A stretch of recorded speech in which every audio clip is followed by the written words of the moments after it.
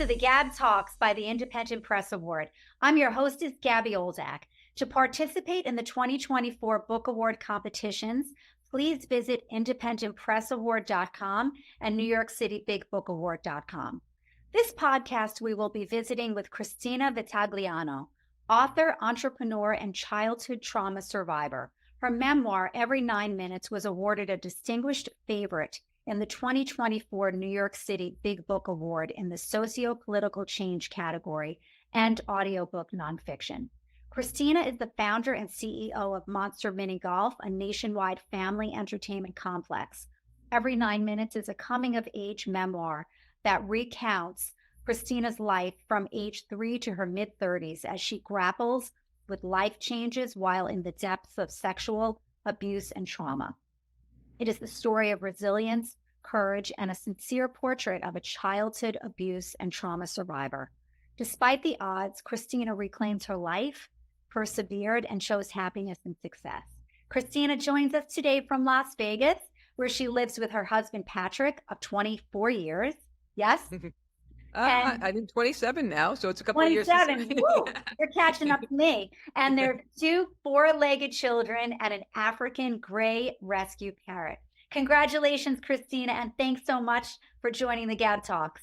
Thank you. Thanks for having me. Of course. So, Christina, Every 9 Minutes evolved over decades of writing. I understand it was a huge manuscript pre-editing. It spans 30 years, 3 years old to your mid-30s. You were sexually abused by your stepfather and then your stepbrother. Why cover such a vast amount of time in your life? Well, it was important for me to share. It's just not about the abuse, which obviously shouldn't happen and is terrible, but how it affects you in different stages of your life. So when something like that happens when you're, 4 years old, you're a child, you're innocent. And that's a very different experience, or how it affects you, from when you're 10, 12 years old, and then when you're in your teens. And the evolution of how somebody deals with that over, that many years, and how you change and who you become, I wanted to share that. It was important to me because I think a lot of people go through those same stages, and it's helpful when you read something like that you're not alone. And it's also helpful for those who have no idea what it's like to experience something like that, yet they have all of these opinions. And it varies drastically whether this happens to a teenager or whether it happens to a child. Yes, so, I agree with that. The title, the book is behind us. It's a really, it's a really touching and powerful cover. Explain the significance of Every 9 Minutes, Christina. Well, every 9 minutes in America, anyway, there's a case of child abuse reported. And to me, when I read that, it was just it just hits you, because I think the majority of people that this happens to don't report it. So you're thinking, holy cow, every 9 minutes, somebody's sitting in a police department or somewhere reporting a case of child abuse. So that's pretty bad as it stands as a statistic. And I don't think that touches the surface. Yeah, which brings me to my next question. Why are sexual assault victims, specifically and particularly children, so fearful and reticent to tell someone? To tell their mom, to tell their grandma, to tell someone? Why were you? Why did you hold back? Well, for me, I mean, you're young. When you're a child, that's a child when you're 4, 5, Right. 6 years old. All you want to do is, well, a couple of things. One, you want your parents to love you. Yeah. That's just, you want them to be with you. And for me, I didn't want to make any waves. I wanted my mom to be happy. Because you had a blended family, just so Yeah. Okay, so you didn't want to make any waves. Yeah. Yeah, my mom had just gotten married.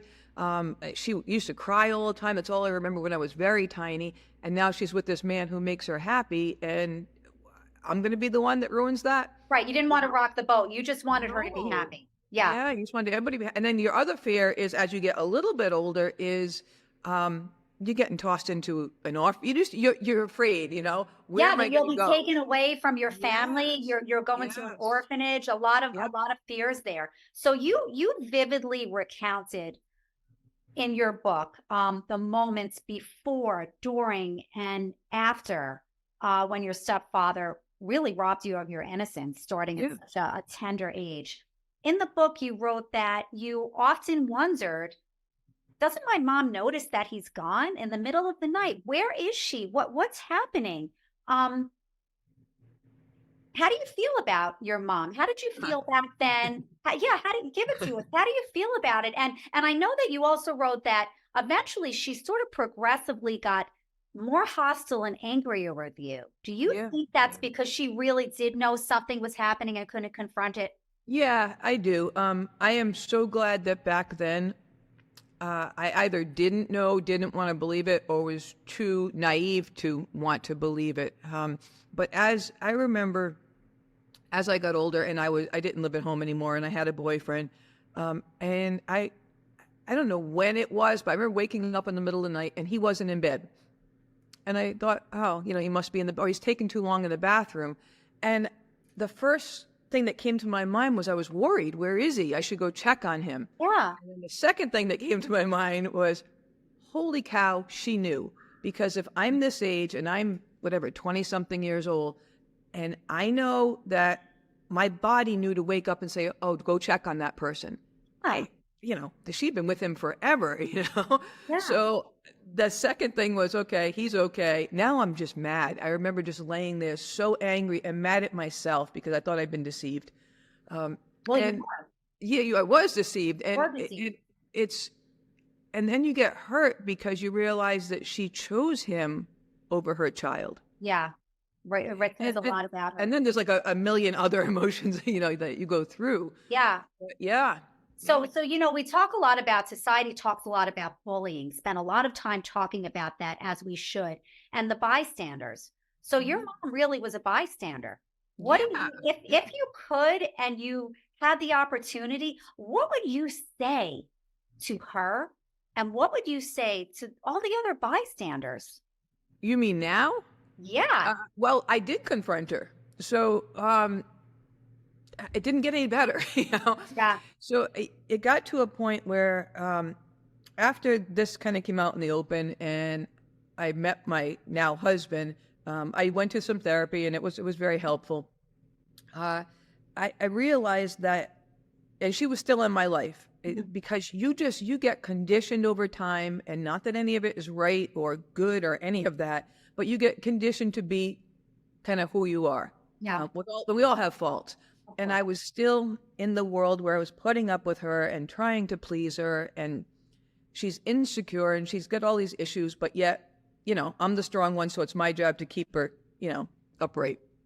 And I just kept doing it. And then one day I got up and said, I can't do this anymore if I want to be a healthy person and go on with my life. And I made the choice to separate my family, and most of my family, from my life. And I know it sounds terrible, but it was probably the healthiest thing that I ever did. Well, they were People, really all bystanders, weren't they? yeah. They really did. So that's a question later on that I was going to ask you, but while we are on the topic, so how did your family react to your memoir, or you don't know, because it sounds like you don't have a relationship with any Oh, of no. your Yeah. Yeah. So, no, they reacted because we have social media these days. So, Yeah, welcome everything's to the out world there. being able to say anything. Yeah, yeah. Um, I have one brother that I'm still semi close to, who still has never admitted that, yes, I believe you, but hasn't said that, no, I don't believe you. Everybody else in the family took his side in various ways that are just beyond belief. Astonishing. It really is. Yeah. So what would you say to those other bystanders that you're not related to? Someone out there that sees your book, is reading it, that is just sitting there ignoring and not confronting the fact that their child is being put through this trauma. Yeah, well, I would say speak up. Yes. And I know get some balls and speak up. It's Yeah. not about you, but It's not about you, right? yeah, people. This is what I've learned in life, is that most people don't like the truth. The truth is a very hard pill to swallow, And if there's anything else that they can believe instead of the truth that fits in their lifestyle, that makes their life easier, that makes them sleep at night, then they're going to take that path. That's just, and it's unfortunate, but that's the majority of human beings. And look at this world today. We do that in so many different categories because it makes us feel more secure. Sometimes the truth is scary, and it changes your life in so many ways, and people don't like that. You wrote this, you grew up during the 1970s, as I did. No internet, no social media, no email, no cell phone. So now everything is out there, but it doesn't seem like that much has changed. No. No. What? And I say, you give credit to this generation that speaks up about everything. Yes. They want everything, just change the history, take everything, and good for them in a lot of ways. Yeah. But not this subject. Why? And I don't know why. So, and a lot of celebrities have spoken up because it's happened. I mean, it happened to them as well. And good, I'm glad they did. But I think what happens is if a celebrity speaks up about it, and they always should, I'm not knocking that in any way, of course. that the average person that's sitting at home says, yeah, but they're a celebrity and they're getting all this support, and they're bigger than life. Yeah. So one of the reasons that I opted to share my story is because I'm not a celebrity. I'm not anybody special. I'm an average person that just, went through life like this. So I think the more people like us that can speak up about it, we need to, scream from the rooftop saying, hey, acknowledge this subject is bad and it should be fixed, or at least attempt to fix it. Nobody even does that. But it's weird. I was on LinkedIn the other day, and I don't know if it was from this award or I had my book was a book of the day on another platform. Congratulations. A few days ago. So thank you. And I was reading all the comments, and somebody said, well, that's great, but I don't know why anybody, and I've heard this comment a lot, anybody would write a book on this subject because nobody wants to hear about that. Wow. Those get me madder. Like that goes right into the category of my mom to me. Then that's why this is happening. Yes, I agree. It took you 20 years to speak about your sexual assault. Yeah. Finally, you shared your story with Patrick, your husband, 27 years, pretty quickly into your relationship. Yeah. How did that change your life, and why did you feel safe with Patrick to share your story?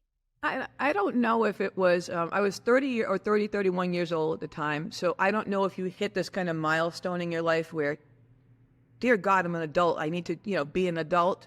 So part of it, I think, was timing.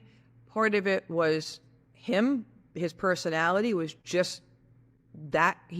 Very in your face, kind of like, maybe that was the push that, that I needed. Nobody had ever asked, nobody ever pushed about that. So that, I think, was part of it. Maybe it was a perfect storm. I had been working very, very hard. I was a workaholic. And I thought, what am I going to do? I've just been working for people all my life. I mean, like 70, 80 hours a week working kind of jobs. And I always loved it. But, you hit that early 30s, I think all of us do, and you go through one phase. And you're like, what am I going to do with my life? Yeah. What I was doing wasn't what I wanted to do. So I guess perfect storm. And I really started to change. You were in a series of, shall I say, well, you've had quite a few dysfunctional relationships between your family, a series of long-term relationships, partners that you've had. What do they all have in common? Wow, that's a good question. It's weird. They were all like solid guys. They didn't have none of them like it. Yeah, none of them they were drinkers, good guys. no drugs, nothing. And I've never been attracted to that, but they kind of all held their own. Mm-hmm. And to me, that's important. Like, I think because I took care of myself for so long, and I still do, and it bothers my husband a lot sometimes, but I never wanted to have to take care of a guy. And that was a good thing, I think, because I always attract a guy that kind of could stand on his own. They were, in a weird way, all okay with not asking me anything. Interesting. But yet they said something, but they didn't ask. Yeah, and only my teenager, as a teenager, I had one boyfriend that asked. That was it. The rest of them, nothing. But Patrick asked. Patrick asked and wouldn't and kept asking. So I just, I gave in. And then once Um, you give in, you're once yeah, the floodgates open. yeah, it's gonna, Okay, yeah, that's it. sure. Yeah. You talk about this in your book as well. Often victims of abuse become abusers. They dive into addiction. Some tragically commit suicide. You, Christina, you completely defied the odds. You managed to be authentic. You stayed true to yourself. You were an independent young woman. You worked hard. How did you channel that pain to become successful?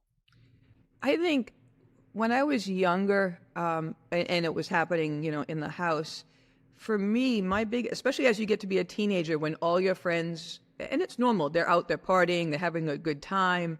I was terrified to lose control.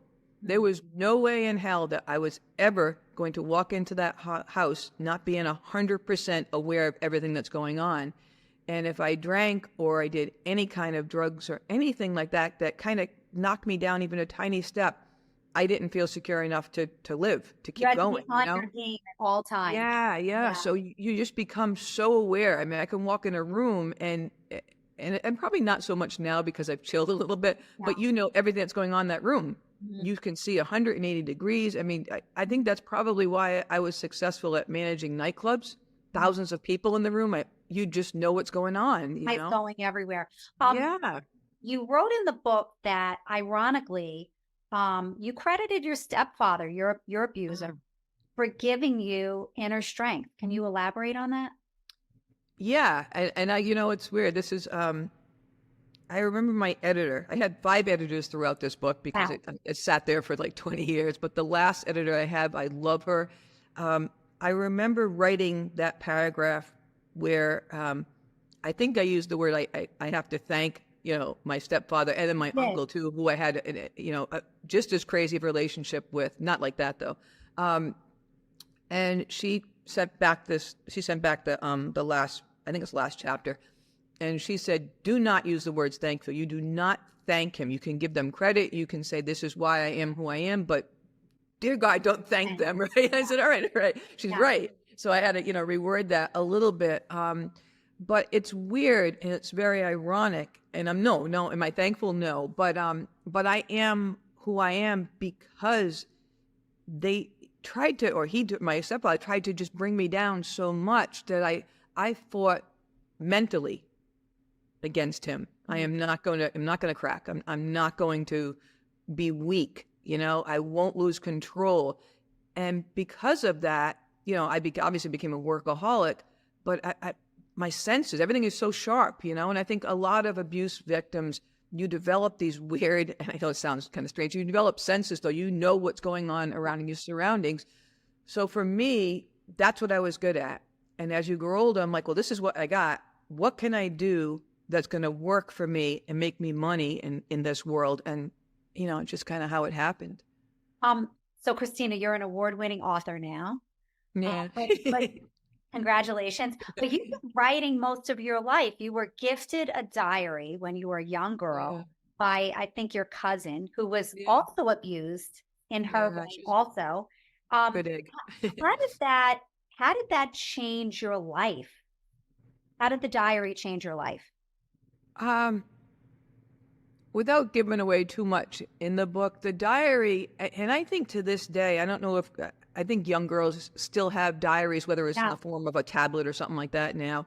That is so healthy. You have this person, or this imaginary friend in a weird way to just say whatever to.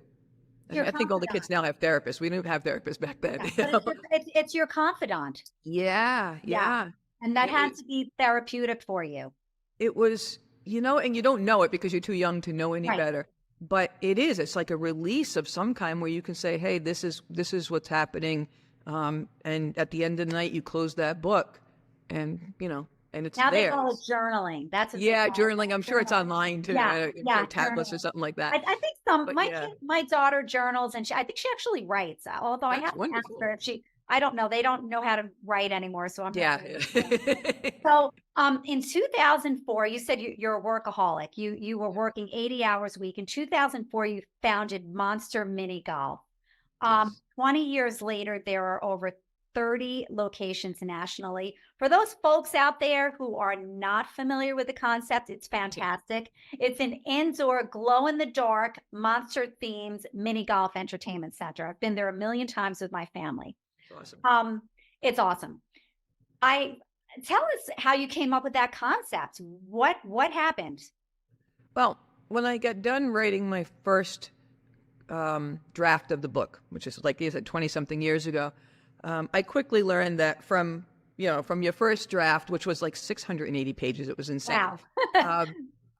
I had to have it edited, and you have to bring it to a professional editor. At the time, back then it would go to, hopefully, to be shopped to a traditional publishing house. Now things have changed so much. And what I learned was that it cost about $5,000 to have the book edited at the time. I didn't have any money. We lived on, day to day and whatever we could make or week to week. And I didn't want to take any of our money to put it towards something like that might never be published. So I said to my husband, I was working with him at the time with a sound company. I said, what if I create something that I can do on the side, part-time, and it'll raise money to edit the book? On the side, right? And we raise money to edit the book. And he's like, sure, go ahead, do what you want. So I called a friend of mine. We lived in this really tiny town in Northeast Connecticut, like an old mill town, very blue-collar town. And she owned this little bar, hippie bar. And I am not a hippie by any means, right? I'm the exact opposite. But she said, yeah, Christina, I could use a bartender. I trust you. That'd be great. So I worked there for her, and it was so bizarre for me. But I worked there for her for like a few shifts a week. And whatever I made, I would take that money and go buy I don't know, glue or something. I said, I'm gonna make this, crazy monster mini golf course.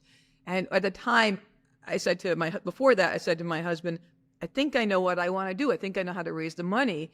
He said, what do you want to do? I said, I want to build an indoor mini golf. And he's like, why? We live in New England. Nobody wants to be indoors. I said, because I have to work year round in order to do this. Yeah. So in this old mill, this is where all of his sound equipment was stored that we rented out. And the guy said, okay, you can use this space. And it was just horrible old space. So I said, if I take everything that I know and I dump it into this, what do I come up with? So we came up with monsters because it was this old mill that should have been condemned. It's black light because the same reason the mill should be condemned. And I learned in the nightclub business that if everything's black and you just turn on these lights you want people to see, like colored lights, then they only see that. So that's how the black light thing came to be in the neon. And then we added music when we realized, hey, this is busy in here, so let's make it fun. Now we have a DJ on the golf course. So the plan was open this little place, work with a friend, just me and a friend, and we'll raise $5,000 to edit the book. Wow. So unbelievable. That's how the first one opened. Yeah. And then it's 30 history after that. That's it sat on my desk for a long time because I did get sucked right back into working. And then I was driven.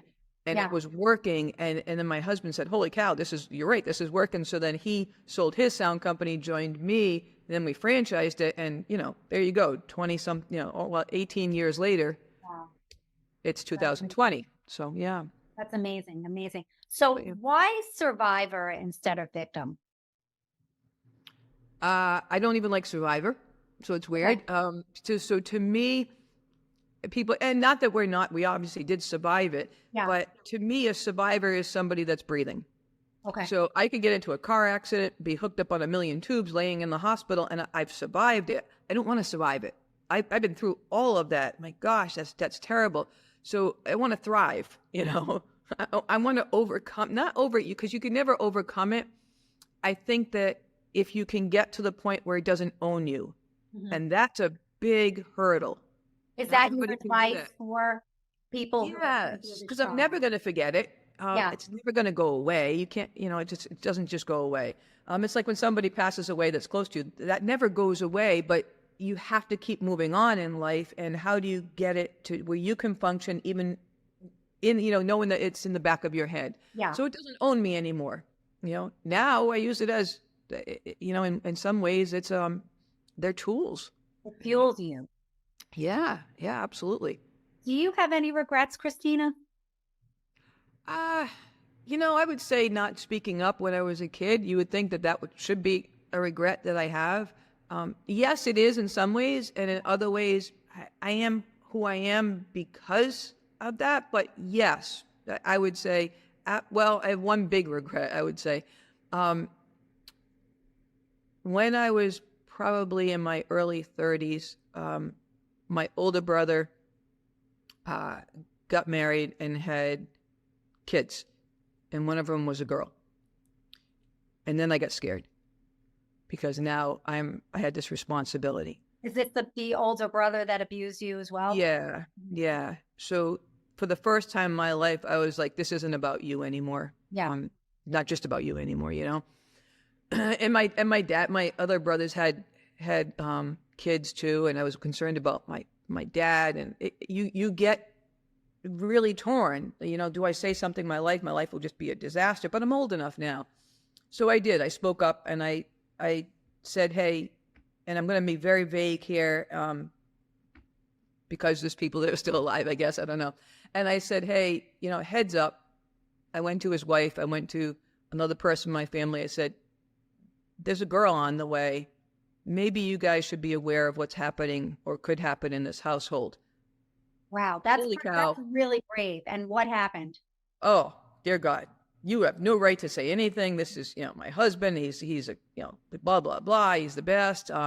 That's your brother. This is it was bad. It got to the point where I remember sitting on the curb one day, and one of the people in my family were yelling at me because I was going to bring a mess into the family, and this was her chance of ever owning her first house, and she works with him, and who am I to upset anything and make a mess of the family?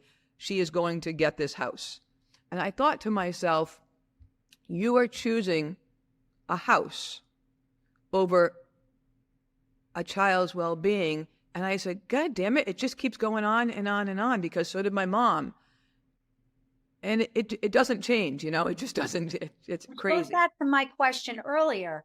Now that everything is exposed, how do we get things to change?